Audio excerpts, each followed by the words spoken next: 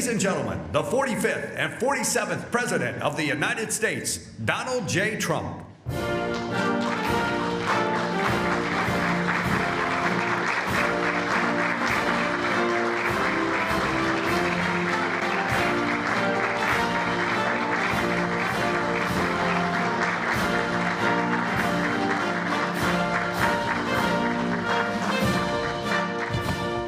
Well, thank you very much. It's been a pretty wild time, but it's going very well. Sit down, please. And tremendous progress has been made, as you're probably seeing just by watching. We're doing something. I built the military and rebuilt it and made it really strong in my first administration, along with a lot of other things we did. We had a great first term. And now we're using it. Unfortunately, we have to. But you're seeing how great it is. There's no military like it on earth, not even close. And we're doing very well in Iran. You see the result. And it's been amazing. We've knocked out 42 Navy ships, some of them very large, in 3 days. That was the end of the Navy. We knocked out their Air Force. We knocked out their communications, and all telecommunications is gone. I don't know how they communicate, but I guess they will figure something out. It's not working out too well. And they're bad people. They're just bad people.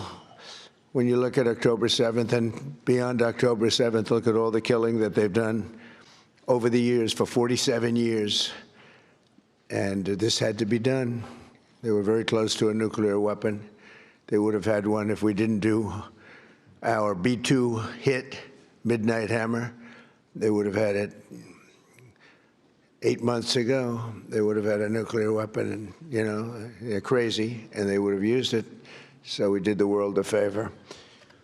And they said, well, how are you doing on a scale of 0 to 10? How are you doing with the attack? And I said, about a 15, I would say, with 10 being the best.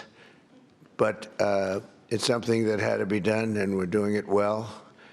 And I want to thank everybody involved. I'll be going right after this. I'll be leaving for Dover, very sad situation, to greet the families of the heroes coming home from Iran, coming home in a different manner than they thought they'd be coming home. But they're great heroes in our country, and we're going to keep it that way. There's always, when it comes to war, there's always that.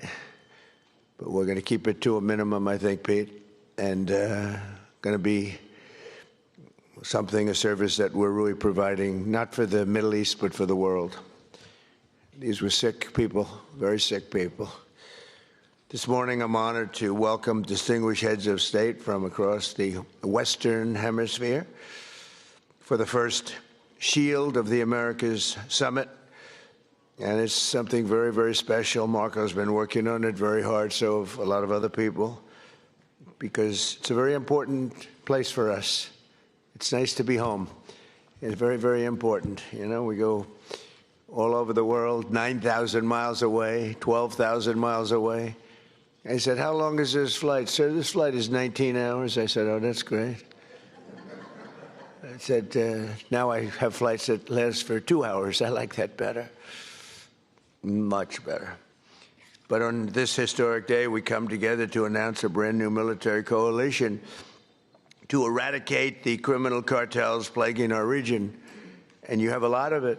One of the things when we were talking backstage, you were telling me the crime, the cartels, and we're knocking the hell out of them where we can. We're going to go heavier. You saw what we were doing with the boats coming in. The boats, there's not a lot of people coming in by boats anymore. We knocked down drugs coming in by sea. Drugs coming in through water is down 96%. We're trying to find out who the other 4% are, because I think they're the bravest people in the world. Either that or they don't watch television, right? They're either very brave or they're not watching. But we're calling this military partnership the America's Counter Cartel Coalition. And that's what you need. You have cartels. They seem to grow in this region unbelievably rapidly. It has to do with drugs largely. Earlier this week here in Miami, Secretary of War Pete Hegseth, who's right here. Pete, you are fantastic, doing a great job. We're proud of you. And representatives of 17 different nations formally entered this new alliance. The heart of our agreement is a commitment to using lethal military force to destroy the sinister cartels and terrorist networks once and for all. We'll get rid of them. We need your help. You have to just tell us where they are. We have amazing weaponry, as you probably noticed over the last short period of time. But I want to thank members of the coalition, most of whom are friends of mine. Few of them I just met, but most of whom are friends, many of whom I endorsed. And they took that endorsement and they went on to win big. I haven't had a bad endorsement yet, right? Yeah. He says, yes. He was happy. He was a couple of points down and went up like a rocket ship, right, in Argentina. But the president of Argentina is here, Javier Milei. Thank you very much. Thank you very much for being here. President of El Salvador, another friend, Nayib Bukele. You know, he is a man who we've gotten very close to. I saw him as a young man my first time. You were young and handsome. Now you're older and handsome. You're older and handsome. But he runs a good operation. That's all I care about, right? When I first saw him, I said, he's too young. And then I saw the job he did. I said, well, I guess he's not too young, because I was young and did well. But you've been a great president, and we appreciate the relationship very much. President of Paraguay, Santiago Peña, thank you very much. Thank you very much. President of Ecuador, Danielle Noboa. Danielle, thank you. Thank you, Danielle. President of Panama, I love that canal. Jose, I think he made the greatest deal in history. He bought it for $1. One of our brilliant presidents. I can't sleep over that deal. They gave it to him for $1. Jose Raul Molino, whereas, you know, you made one of the greatest real estate deals in history. Jimmy Carter, one of our great presidents. President of Honduras, Tito Asfora. Thank you, Tito. Thank you very much. Great to see you the other day. President of Guyana, Irfan Ali. Thank you. President of Bolivia, Rodrigo Paz. Thank you very much. Great people. Prime Minister of Trinidad and Tobago. And I have to be very careful with this because, you know, your first name is very similar to a first name that we have, but fortunately it's pronounced different. It's Kamala, as opposed to Kamala. I like Kamala better in many ways. And I just want to say thank you very much, but I had to be careful with that first name. I didn't want to get it mixed up because it would ruin your reputation completely. Right? I said, is this the same pronunciation? No, sir, it's a little different. It's Cam, right? Cam, as opposed to Cam. Well, we don't like Cam. President of Costa Rica, Rodrigo Chavez, as well as the President-elect of Costa Rica, Laura Fernandez Delgado. So thank you very much. Thank you very much. And the President of the Dominican Republic, Luis Abinader. And so many of my friends are in the Dominican, including the Sugar King, right? He is indeed the Sugar King. He got a lot of sugar. I don't know if that's good or bad, but he's got a lot of it, right?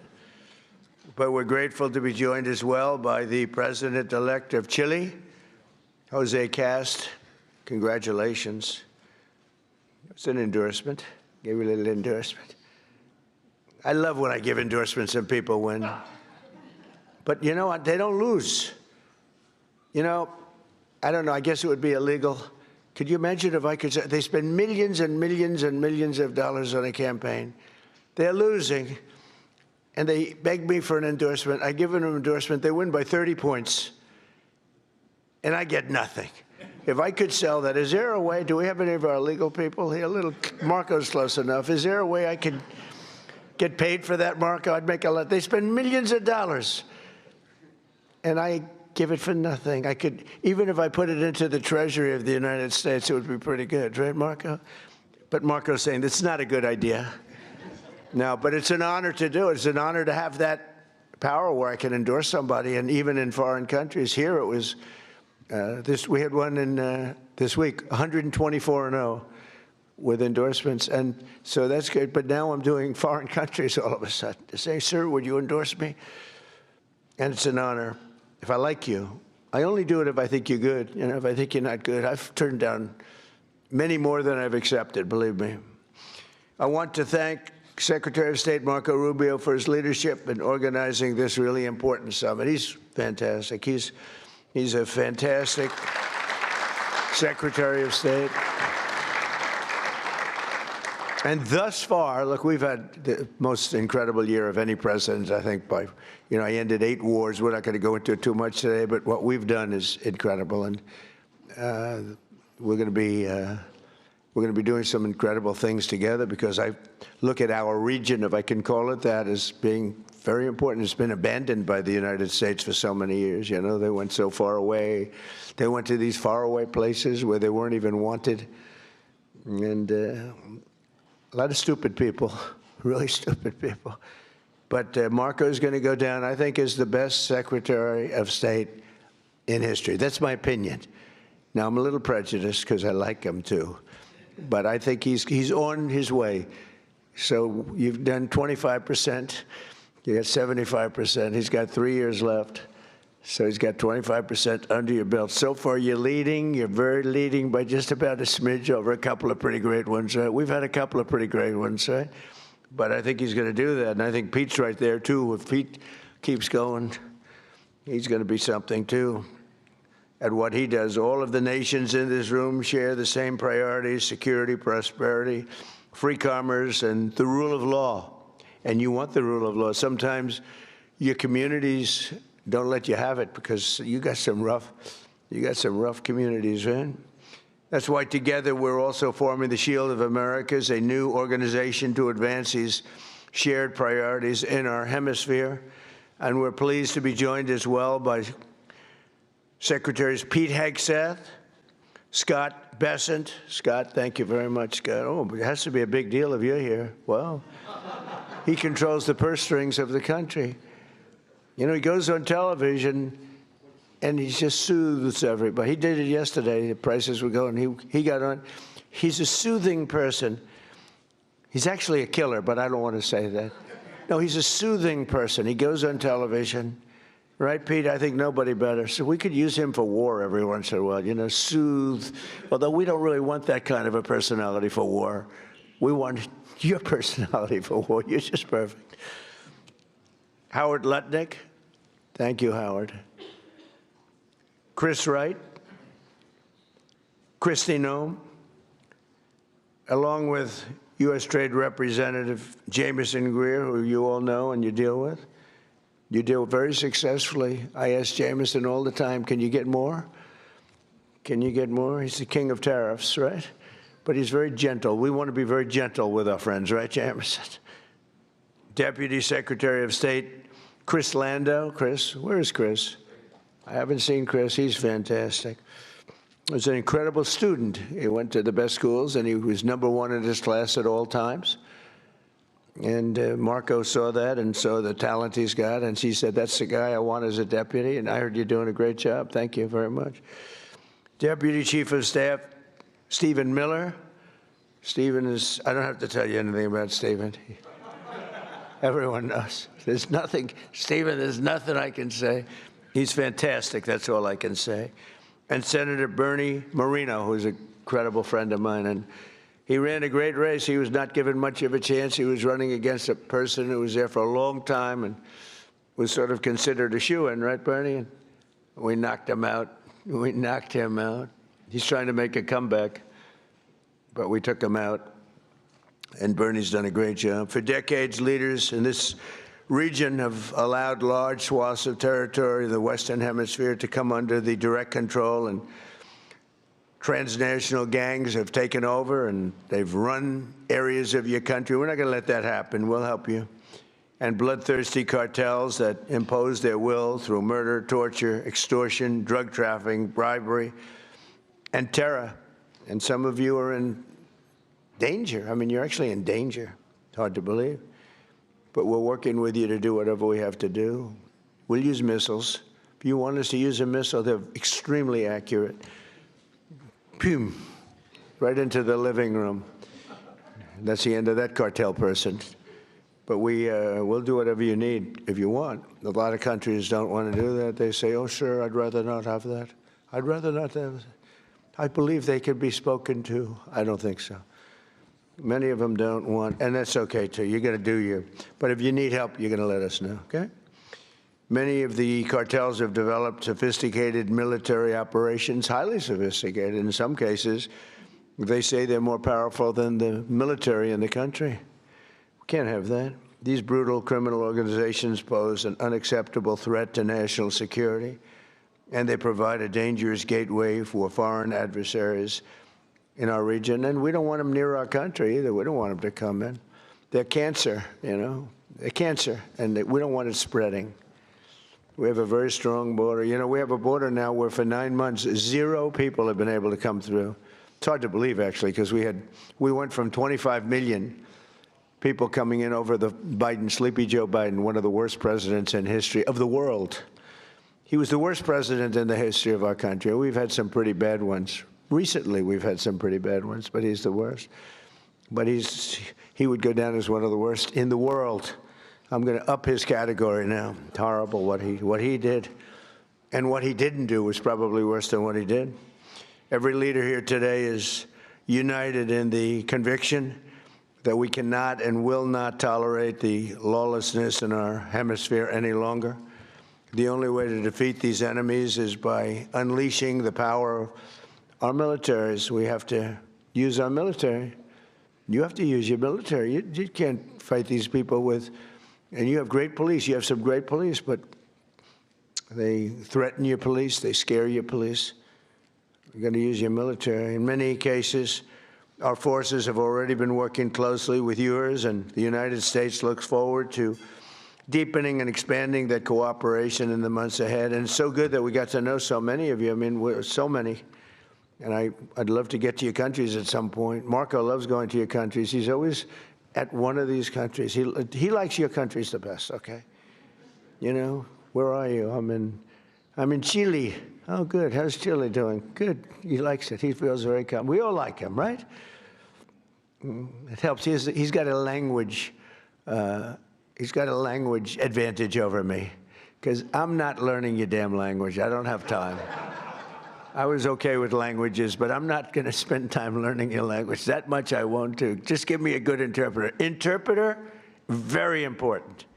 And I know if somebody's good. I may not speak the language, but I know I had an interpreter recently that wasn't good, talking to a very strong person from a different part of the world. And I could tell, even though I don't speak the language, I could tell the interpreter was not good. When you go,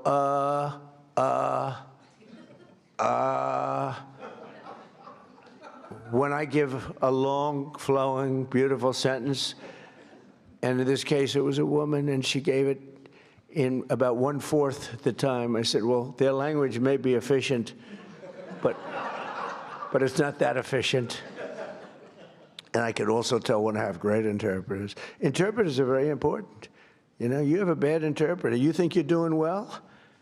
Boy, did I do a good job talking to this one or that. Was I great when I spoke to Putin today? Was I great when I spoke to President Xi? Was I great? But if the interpreter isn't speaking right, or is weak, or is ineffective, or is just not good, or not interpreting your words correctly, in one case we had an interpreter who, when she disagreed with what we were saying, she actually changed it. We considered her a foreign minister, right? But no, the interpreter is, I talk about it all the time. Interpreters are really important. when you don't speak the language, they don't speak the language. People have no idea. People have no idea how valuable, and I'm on them all the time, people have no idea how valuable a good interpreter is. But over the last year, the world has witnessed the supreme power of the United States. We're the most powerful military country in the world. Again, I rebuilt it in my first, I spent so much time rebuilding it, over $1 trillion, and now we just had another budget. We may be going to $1.5 trillion. We're building a thing called a battleship, like in the old days, remember? We have a Secretary of the Navy, and he suggested, I've always said, why don't we have battleships anymore, shooting big bullets instead of, $3 million rockets? And they said, well, sir, we just don't have them. Nobody could give me the answer, but we're actually building 10 of them. And I said, you remember the old ones from, you'd see Victory at Sea, remember Victory at Sea? And you'd see these ships going through those waves like the waves were nothing, although the waves are pretty powerful. They knock out a lot of territory, but you'd see these incredible, they're pieces of art. Beautiful, most beautiful, the big battleships of the 1940s, right? Power. I said, well, would we ever want to bring them back? Because we have some of them. They're museums and other things. And they said, sir, the new ship is 100 times more powerful than what we were looking at with those guns in front. It's amazing, right? 100 times. I said, you sure it's not maybe 90 times? 100 times more powerful. And we're building 10 of them. Not to use them. We don't want to use them. But by having them, nobody's going to play games. So, just good to have them. We don't want to use them. They'll say, oh, he's very militaristic. I'm the one that ended 8 wars. I'm the one that, and we have another one coming, I think. The easiest was that, and that was just, and as you would understand this, the hatred between Putin and his counterpart is so great, okay? It's so great that, Ukraine, Russia, you'd think there'd be a little bit of camaraderie. There's not. And the hatred is so great, it's very hard for them to get there. It's very, very hard to get there. So we'll see what happens. But we've been close a lot of times, and one or the other would back out. But we're losing, they're losing. It doesn't really affect us very much because we've got an ocean separating. I'm doing it as a favor to Europe, and I'm doing it as a favor to life, because they're losing 25,000 souls. Think of that every month, 25,000. Last month, 31,000, both sides, 31,000 people died, mostly soldiers. So I have an ability to get those things done, to bring people together, and I did great with so many. India, Pakistan, that was going to be a disaster. I was raging for a number of days. I did that through trade. I used tariffs and trade, and it was amazing. But we did amazing. One was 32 years, one was 34, and one was 37 years, and we got it done very quickly. And we'll get this one done too. But the hatred is, hatred's an amazing thing. People do bad things, and people don't get things done when the hatred is too great. That's a lot of it. Just as we formed a coalition to eradicate ISIS in the Middle East, we must now do the same thing to eradicate the cartels at home. So we did eradicate ISIS. Now, during the 4 years, we had a rigged election. You probably read about it, probably heard something. So it gave me 4 years to contemplate and to stage my comeback. I staged big comeback. They say it was a comeback. I didn't think it was a comeback because I had the people on my side. So I didn't view it as a comeback, but they did everything possible during that 4 years.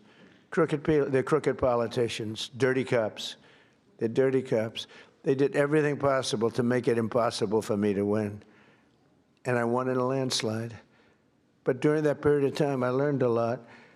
And I learned how you people, and I saw it so badly, how you're suffering with what's happening with the crime in the region. And I said, if we ever come back, we're going to eradicate that crime. And I'm going to work with you. And if you want, we're going to do it. We can do it pretty easily. As part of our commitment to countering the cartel presence in our region, we must recognize the epicenter of cartel violence is Mexico. The Mexican cartels are fueling and orchestrating much of the bloodshed and chaos in this hemisphere, and the United States government will do whatever is necessary to defend our national security and to protect the safety of the American people. No, look, it's coming through Mexico. And I like the president very much. She's a very good person. She's got a beautiful voice, a beautiful woman, but a beautiful voice. President. I said, let me eradicate the cartels. No, please, President. We have to eradicate them. We have to knock the hell out of them because they're getting worse. They're taking over that country. The cartels are running Mexico. We can't have that. Too close to us, too close to you. But everything comes in through Mexico, mostly. At the same time, all of us must recommit to ensuring that law and order within our own nations, and that includes showing zero tolerance for the gang activity, tremendous gang activity in Venezuela. That's in much better shape than it ever has been. We've developed a great relationship in Venezuela. The savages who murder and rape with impunity must be permanently removed from society. We must not allow our criminal justice systems to be corrupted so that they protect these criminals and animals at the expense of your people. And for some reason, all over the world, this is a region that has problems that other regions don't have. They have different problems, but they don't have this problem. The United States last year, we achieved the largest drop in murder rate in recorded history.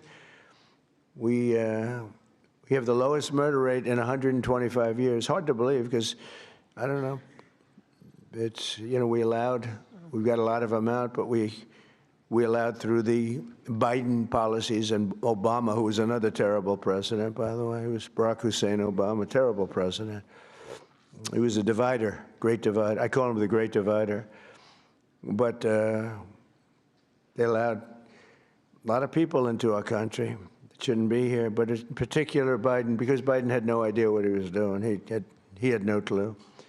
It was being run by whoever got near the auto pen was running the country. He was the auto pen president, and frankly, they let at least 25 million people come in to our country, some from prisons, some from mental institutions, gang members, the heads of gangs,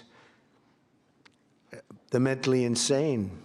I'll tell you, people came in from mental institutions and insane asylums, and we took them. We had an open border policy. It's a policy divided and devised by idiots, but they poured into our country. So we went from the worst border in history to by far the best border. We have the best, strongest border that we've ever had. We have great people that did that job. By securing our border and cracking down on traffickers and smugglers, we've reduced the fentanyl pouring across our border by 67%. This is in our first year, Give me a little more time, we'll do better. 67%, which is a number that's unthinkable. They say if you could do 2%, 1%, but we got it down 67%. And we got a lot of the murderers out. We had 11,888 murderers allowed in our country with this ridiculous open border policy that these eggheads put in. But we're also working closely with you on ending human smuggling and the implementing of the Safe Third Country agreements, which are very important. In January, America's armed forces also ended the reign of one of the biggest cartel kingpins of all, with the Operation Absolute Resolve to bring outlaw dictator Nicolas Maduro to justice in a precision raid that nobody's ever seen anything like it. This was in a very powerful military base, fort. And they went in and they took him out and they got him out, and people couldn't believe it. They couldn't believe it. We were right into the heart and took him out. And it was nasty. It was was about 18 minutes of pure violence, and we took them out. We lost nobody. Not one person was lost. Not one aircraft or no military equipment, zero. People have never seen anything like it. And you're talking about into a military base with a lot of soldiers, good soldiers. Since that operation, we've been working closely with the new president of Venezuela, Delcy Rodriguez, who's doing a great job working with us. I mean, she's doing a great job because she's working with us. If she wasn't working with us, I would not say she's doing a great job. In fact, if she wasn't working with us, I'd say she's doing a very poor job. Unacceptable. No, but she's doing a great job, Marco, right? And she gets along great with Marco. And we're taking out tremendous amounts of oil. They're making more money now than they've ever made. We have the big oil companies in. They are making more money. We're getting some. They're getting a lot. They're making more money now than they've ever made in the history of their country. Can you imagine? And it's being spent properly, and they're watching it closely. And I'm pleased to say that this week we have formally recognized the Venezuelan government. We've actually legally recognized them. We have also just reached a historic gold deal. It's called the gold deal with Venezuela to allow our two countries to work together to facilitate the sale of Venezuelan gold and other minerals. They have great amounts of gold. They have good land, I tell you, very good land.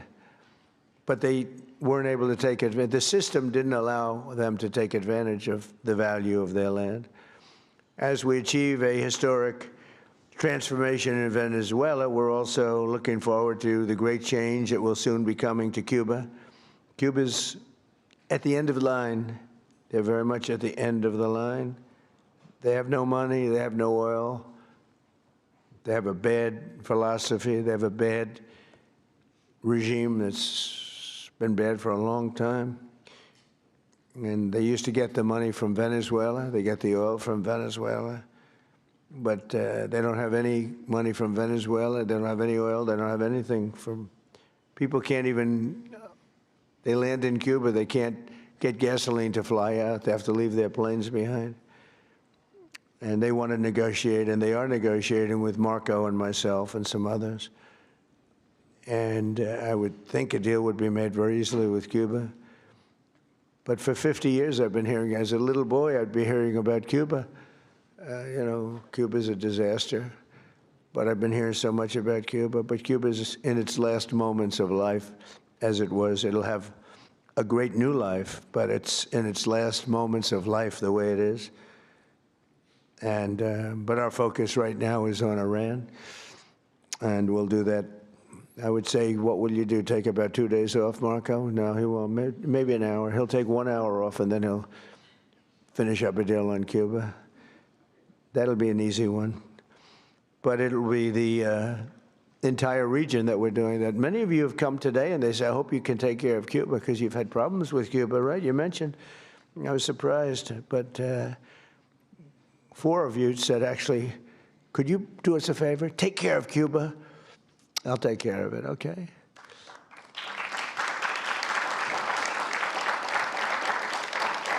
So, and as these situations in Venezuela and Cuba should make clear under our new doctrine, and it is a doctrine, we will not allow hostile foreign influence to gain a foothold in this hemisphere. That includes the Panama Canal, which we talked about. We're not going to allow it. And together we'll protect our sovereignty, our security, and our cherished freedom and independence. And just in finishing up, the nations gathered here today are filled with unlimited potential. You have tremendous potential. It's a great part of the world. But to fulfill that tremendous potential, we must smash the grip of the cartels and criminal gangs and horrible organizations run by, in some cases, absolute animals, and truly liberate our people. And some people are afraid to do it because they've gotten such a foothold. But I think you can get out of that, and we'll work with you if you need. With the courage and resolve of the leaders in this room, great leaders, will make our nation safer, stronger, richer, and more successful than ever before. So I want to thank you all very much for coming. I look forward to the incredible progress that's soon to come. You're going to see some incredible things. And now I'd like to ask Secretary Rubio and Secretary Hegseth to say a few words, and then I'll sign a proclamation formally launching the America's Counter-Cartel Coalition, which is what it is. It's a counter-cartel coalition. And thank you all for being here very much. Appreciate it. Thank you.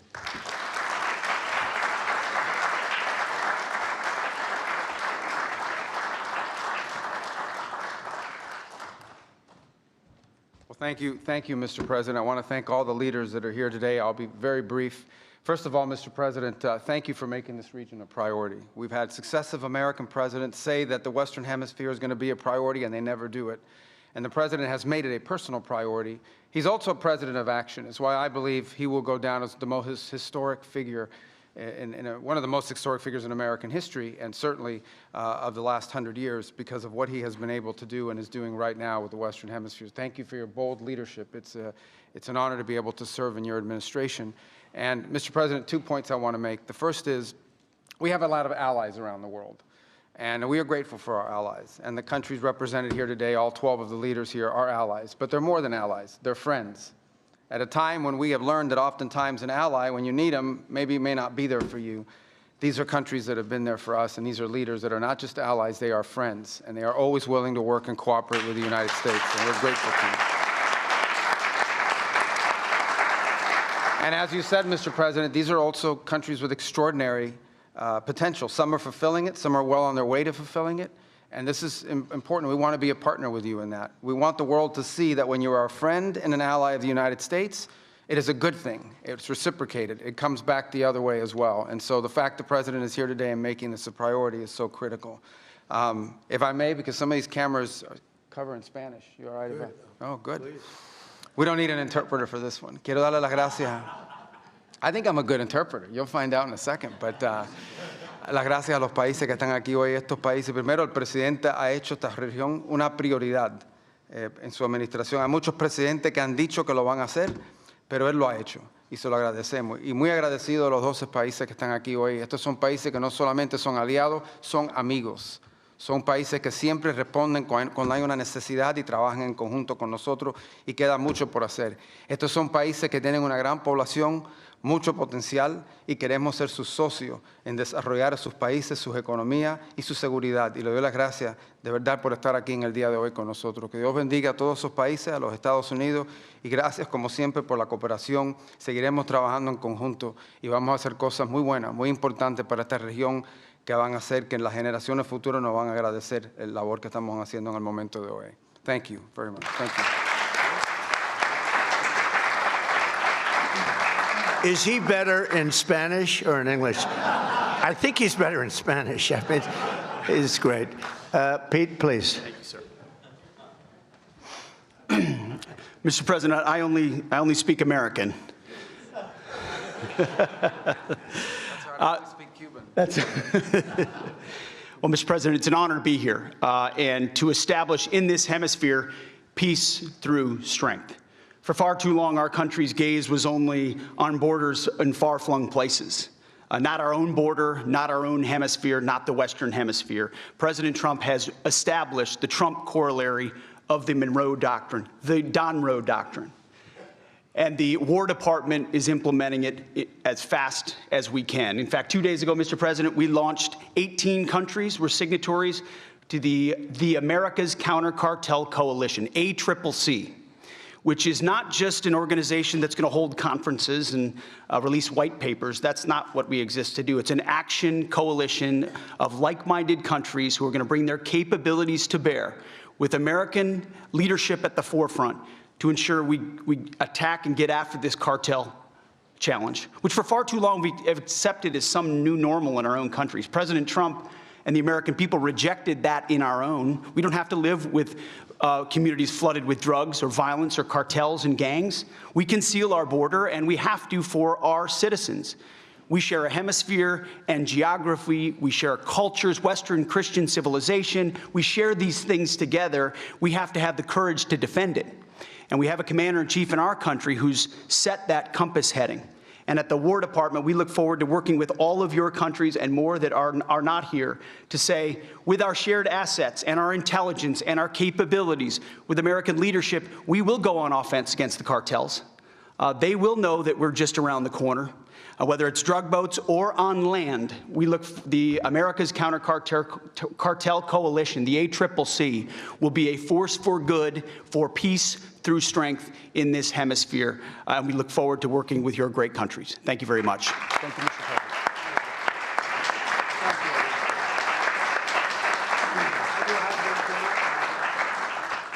Would you like to come up and surround us here? Thank you.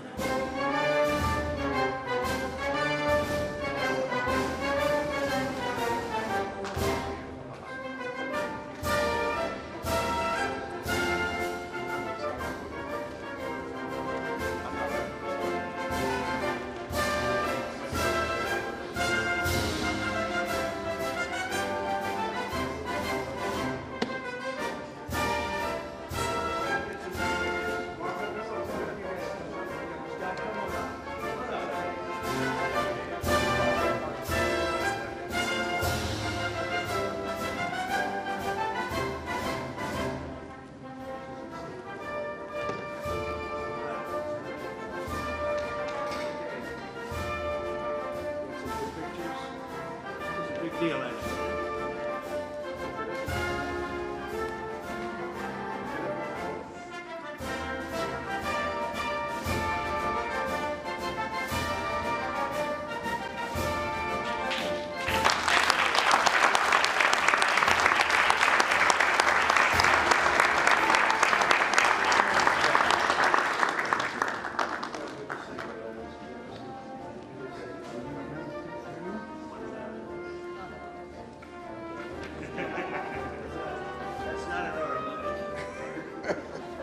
Beautiful memento. Thank you.